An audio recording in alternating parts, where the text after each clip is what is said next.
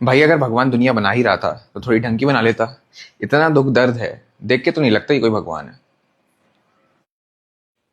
नदी के विपरीत तैरना ही थकावट का कारण होता है। लाओ त्सु का मानना था हमारी नियति के विरुद्ध जाने की इच्छा ही सारे दुखों का कारण है।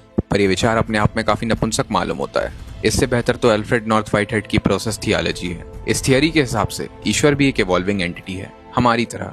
जिस तरह हम समय के साथ बेहतर होते जाते हैं, ईश्वर भी समय के साथ बेहतर हो रहा है। यही वो कारण है कि आज से काफी समय पहले दुनिया काफी खराब हुआ करती थी, आज बेहतर है और कल और बेहतर हो जाएगी। पर इससे अच्छा तो हम डार्विन की थियरी ऑफ इवोल्यूशन को ही स्वीकार लेते। ईश्वर की आवश्यकता क्या है? एक और थियरी है कि गॉड हमसे इंफीरियर एंटिटी है।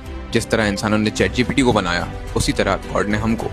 पर क्रिएटर खुद से बेहतर क्रिएशन ही बनाना चाहता है। ऐसा भी तो हो सकता है ईश्वर हमारे इमोशंस को फील ही ना कर पाता हो। जैसे हो सकता है कि चैट जीपीटी कल को higher level of consciousness develop कर ले, और हायर लेवल ऑफ इमोशंस और दुख भी, ऐसे दुख जिनको जानने की हमारी क्षमता ही नहीं है। पर फिर ईश्वर की समझ एक रेड ब्लड सेल से ज्यादा कहाँ हुई, जिसका काम शरीर में एक अंग से दूसरे अंग तक ऑक्सीजन पहुंचाना होता है। अगर हमने ये थियरी एक्सेप्ट करी तो भी ईश्वर की कोई आवश्यकता नहीं है। इन सब से तो मुझे बाइबल का एक्सप्लेनेशन बेहतर लगता है। बाइबल के अनुसार ईश्वर के पास इंसान को सुख या स्वतंत्रता में से सिर्फ किसी एक चीज को देने का अधिकार था। सुख देता तो स्वतंत्रता छीन लेना पड़ता, और स्वतंत्रता देता तो सुख। इसका एक लॉजिकल एक्सप्लेनेशन भी है। जैसे अगर हम किसी तोते को पालना चाहें तो उसे पिंजड़े में रखना पड़ेगा, और स्वतंत्र करना चाहें तो उसके भूखे मरने या किसी बिल्ली के द्वारा खा लिए जाने की संभावना है। तो जब सुख और स्वतंत्रता में से किसी एक का चुनाव करने की बारी आई तो ईश्वर ने मनुष्य को स्वतंत्रता देना ज्यादा उचित माना। स्वतंत्रता है क्या?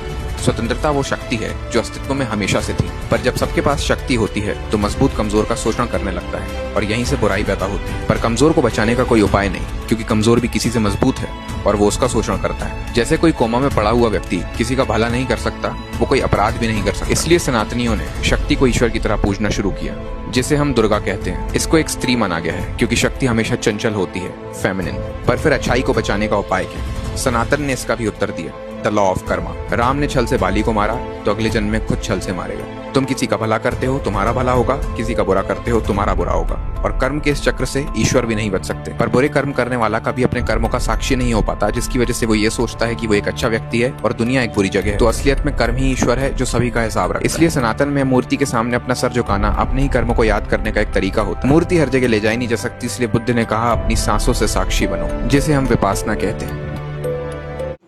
भाई वो सब छोड़, ये बता तमन्ना वाटी अच्छी लगती कि नोरा फतेही?